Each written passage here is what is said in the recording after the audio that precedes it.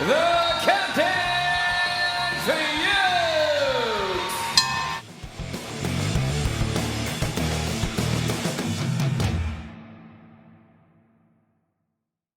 Hi, I'm Susie from Women's Fight News, sponsored by Champions Memorabilia, and I'm joined today by American pro boxer Ginny Fuchs. So thank you very much for joining me, and how are you? I'm doing good. Just in training, grinding hard to get ready for September 10th. Big news that you're on that card for sort of a history-making event for women's boxing. Yes, I know, and I'm very excited to be a part of that. And how exciting is it that you get to be on the card with your best friend, Mikaela, and also your fellow Team USA fighter, Clarissa? Well, I was thinking that when I heard that Clarissa is the main event and obviously Mikaela is the co-main event, I was like, oh, it's like back in the days in 2016 when we were living at the Olympic Training Center together, training every day, traveling. So it's kind of fun to like be back together. Now we're in the professional level, so it's like being reunited, and I'm really excited to be fighting with them on the same card. And it's watching on social media your friendship with Mikaela is so nice because you see all the footage shared, and it's just really fun, to see that friendship and what you put out. Yep, I am the star of her social media. People know me through her social media. It does make me laugh to see. I think there's one bit of footage. Was it where you fell backwards into a bath? Yeah, I was taking a nap. This was after Thanksgiving dinner. So I fell asleep after eating a bunch of turkey, and Mikaela had wrote some stuff on my face, and I'm like half asleep going to the bathroom, washing, and she's filming me, and I'm like, she always films me. So I didn't, pay any attention to it. I didn't think anything of it. And then I finally look up and see my face and I was in shock, and I just backed up right into the bathtub. Oh, it's great. So I can't wait for fight week because obviously you're gonna have to get up to stuff with Mikaela that week. There's gonna be a lot of footage fight week, so be ready. And obviously you being the captain and she's first mate. Yep. When I became team captain for the 2016 Olympic team, there's a lot of people fighting over who's going to be my first mate. But, I roomed with her at the training center.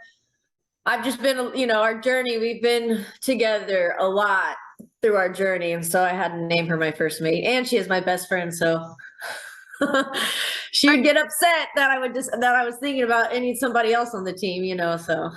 And was that a tattoo you've got with captain written on it on your neck? Oh, you see it?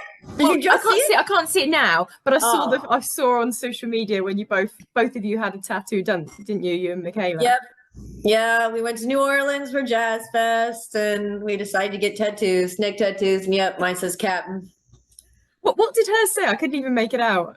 Hers says champ. Yeah, it's already it's hard. Her font is hard to read, and it's already fading. Mine's actually you can see it pretty well. I don't know if you can see it. Oh yeah, no, you can read it really well. That's it. You're captain for life now. Oh yeah, for life. Always will be. And in terms of the fight, do you know who your opponent's going to be, or have you got any ideas? No, actually, Boxer was supposed to send me a list this Monday, but they haven't yet. So by the end of this week, I should have a list of opponents, and then I'll go over it with my coach, and then hopefully I will know. It's always good, obviously, then to prepare, isn't it? Because you know who you're fighting then. Yeah, I'm getting plenty of different sparring, left hands, right hands, so I'm prepared for whoever. Prepared for everything, isn't it? Yeah. Yeah. In terms of ring walk, outfits, have you got all that planned? Yeah, I'm still in the process of making it, but I'm always with my pirate theme, and so you will see my true pirate come out when I walk to the ring. Do you know, I like seeing ringside people with the eye patches. Yeah. Oh yeah, that's gonna be in the crowd. I'm gonna be passing out eye patches. So that's brilliant. I love that. Good. You had an amazing debut didn't you? Like the fact that it was such a big debut on Top Rank card, again with Mikaela. Yeah. How was that for you? Because I mean, you looked amazing as well. I mean, your jab, you're aggressive with it, your footwork. I mean, it looked great. And the fact that you Yeah. got the fourth round stoppage as well. Right. No, I mean, yeah, pretty much went every way I could have imagined. I actually had planned to turn pro after the 2016 Olympics, but since I didn't, qualify my weight class for America, I had to go. I've always wanted to be an Olympian. That was like my dream when I was a little girl. I used to want to go for running. I used to be a big runner, but then I got involved in boxing and I was good enough to make it to the Olympics. So it was hard for me to just kind of like pass that by and go pro. I was like, I'm going to give it one more shot. And I'm glad I did. I didn't medal, unfortunately, but at least I got to compete in the Olympics. So, but since I, had that idea in my head of going pro, and then watching Mikaela and Clarissa's career, I was like so ready to turn pro and excited. So yeah, it was a great first pro fight.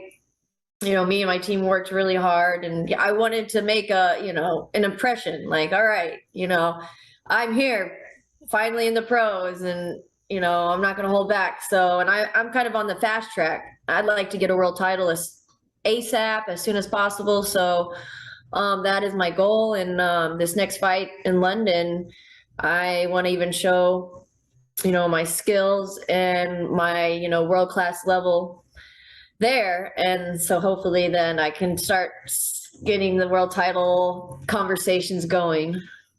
Well, yeah, like you say, that debut couldn't have gone any more perfect. And obviously I was going to ask about your transition from amateur to pro, but that, that couldn't have been a more perfect start to it. So have you found that process quite easy then? Yeah, I actually think I have a better pro style. I kind of like to, take my time, sit down on my punches. The longer the rounds, I feel like the better I am. So I knew that transition was going to be really easy for me, and which it is. I was going to say that with you've already sort of talked about what I was going to ask you. You see, about how you want to fast track up to sort of world level, getting those belts, because you've got quite an impressive amateur career, resume of who you've beaten. Because I've listed some of the names that lots of people would know, just who you've actually beaten. I mean, you've beaten Sula Mabina, Lisa Whiteside, Marlen Esparza, Christina Cruz, Melissa Odessa Parker. And that's pretty impressive. And the fact that you've, beaten Marlen, who's the #1 at Fly, I mean, you're going to be wanting to get up there pretty quick to take her on again, I'd imagine. Man, I will take her after this fight. And I actually am thinking about even asking her, would you be willing to do that? Because I'm ready. Why wait? But yeah, that is definitely in the books for me to fight her and take her belts. That's an exciting fight because of the history between you, isn't it? Yeah. Oh yeah, it's definitely would be an exciting fight, because we're both from Houston, right? So it'd be a big show here in Houston, and I hope it will happen. I hope she'll decide to take it sooner than later. Yeah, no, definitely. Like you say, because I didn't actually realize you're both from the same place. So what a great fight that'll be there. Yeah, definitely. Is there anyone else you got your eye on? I mean, honestly, I want to just fight the top girls. I think I'm going to be fighting between 115 and 119 in London.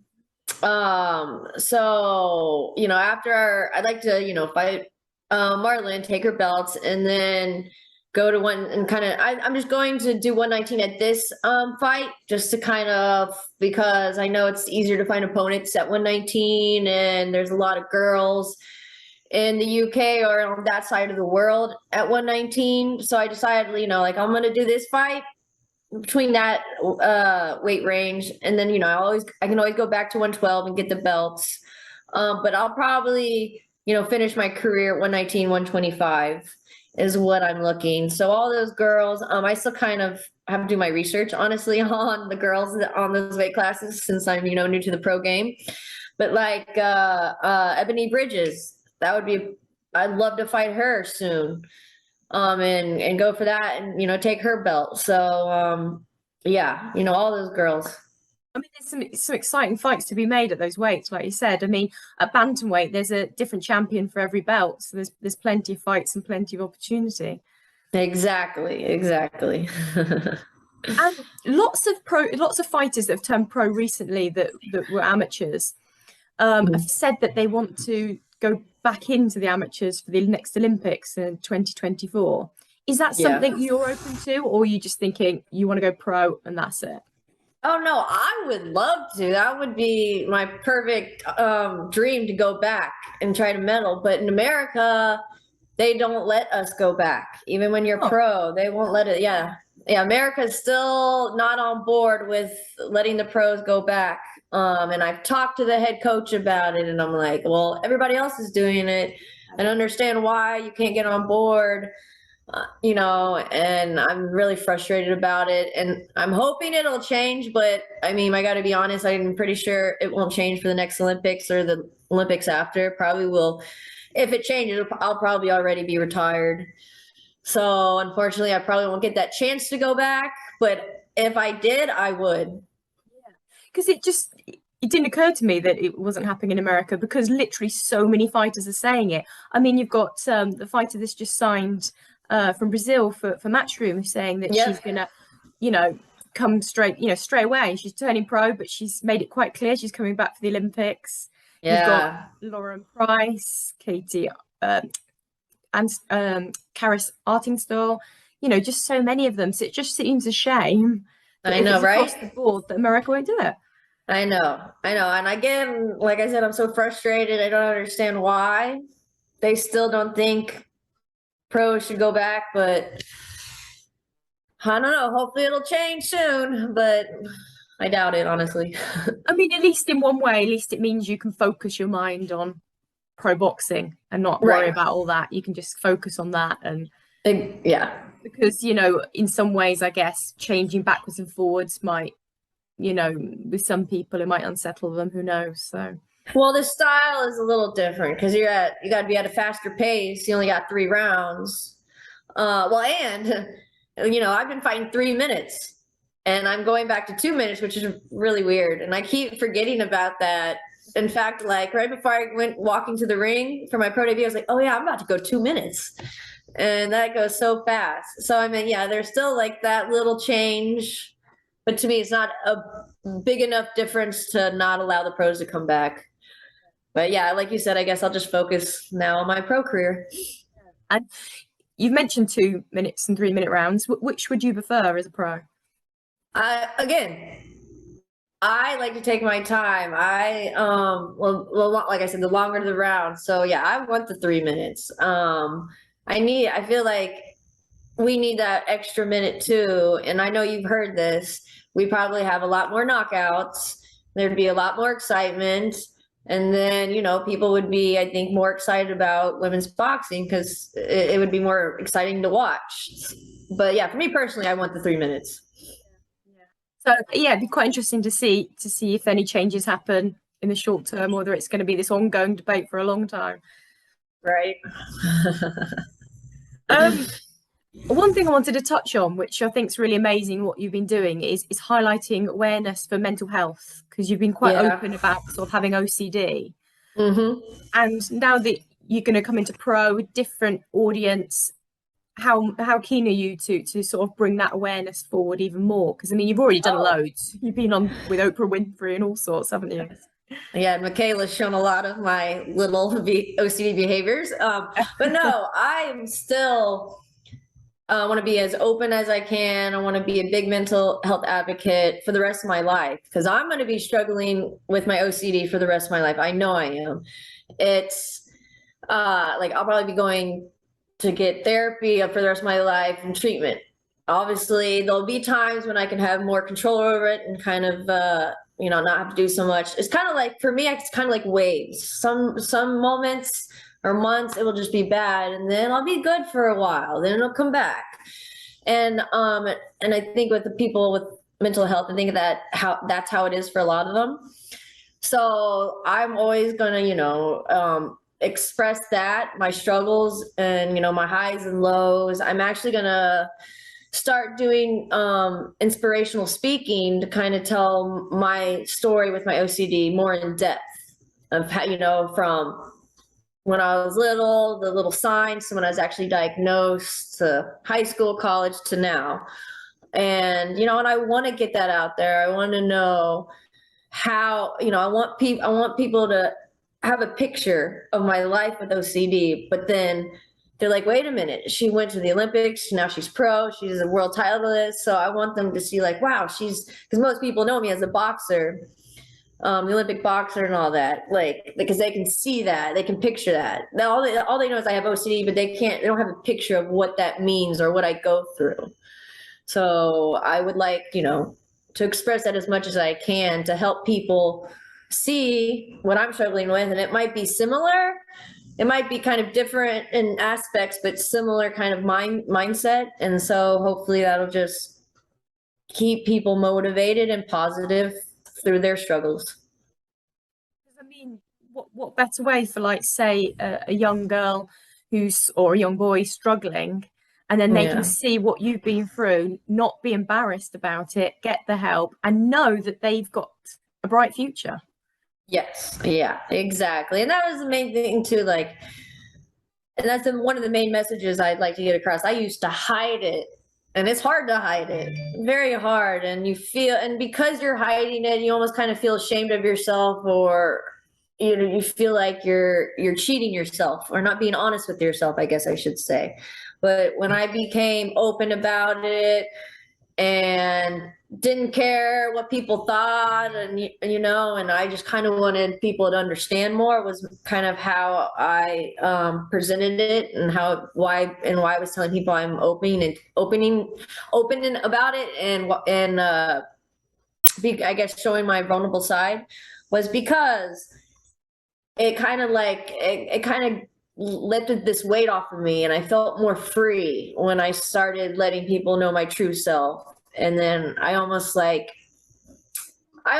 like I understood who I was as a person more, because I was telling people, you know, I wasn't hiding anymore, and now I could be me, kind of thing. That's very powerful. Thank you. In terms of going back to fight night on the 10th, I'm going to ask you a couple of predictions. So Okay. I'm obviously you're probably going to be a little bit biased because Mikaela's being your best friend, but Mayer or Baumgardner? Where? and how? By points or knockout? I think it's gonna go. I think by points. I think it's gonna go the distance. Yeah. But go on. I'm going to ask shieldsmarshall. Shields again by points. But you know what a great event. You know, both are going to be amazing fights, I think. Oh yeah, no, it is. It's going to be very exciting. I know both Clarissa and Mikaela have been wanting to get these fights, you know, with Alicia and Marshall. So, you know, they've been waiting for this moment, and so I'm so excited for them, and I'm excited that I get to be fighting with them, and, you know, seen in person. I'm very excited. And how feisty is the fight week going to be? I mean, the beef between Shields and Marshall and Mayer and Baumgardner, it's like going to be crazy. Oh, yeah, it's going to be an exciting week. Yeah, I can't wait. I can't wait to see it. You're going to be in there refereeing. All right, guys. All right, listen to your captain, okay? Yeah, that's it. This is important that you're the captain there. Right? So thank God I'm there. They need me. That's it. Brilliant. Well, it's been fantastic to speak to you, and I can't wait to see you fighting. So hopefully I'm going to be there, and I can't wait to see you fight. Okay, yeah. I hope you're there. I'd like to meet you. Yeah, no, definitely. I'd love to meet you. Yeah, no, definitely. Fingers crossed. Yes. Brilliant. Thank you so much. Thanks. All right. Bye-bye. Thank you for watching. And if you enjoyed the video, please hit like. Don't forget to subscribe so you don't miss any future content. And why not check out any other videos on the channel? You can follow Women's Fight News on Twitter, Instagram, and Facebook.